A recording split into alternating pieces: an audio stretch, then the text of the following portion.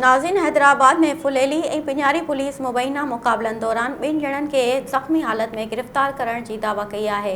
Police दावा कई आहे त ॾोहारियुनि सां ॿ धारदार मुबैना मुक़ाबला थिया आहिनि। मुक़ाबलनि दौरान पुलिस ॿिनि ॼणनि खे ज़ख़्मी हालत में गिरफ़्तार कयो आहे। फुलेली पुलिस जी दावा आहे त उन्हनि इस्लामाबाद फाटक भरिसां मोटरसाइकिल सवार ॿिनि शकी माण्हुनि खे रोकण जो इशारो कयो त इन्हनि पुलिस मथां फायरिंग कई। पुलिस जी जवाबी फायरिंग में हिकु ॾोहारी अयाज़ उर्फ़ कालू माची खे टीटी पिस्टल समेत गिरफ़्तार करे वरितो आहे ऐं संदसि साथी फ़रार थी वियो।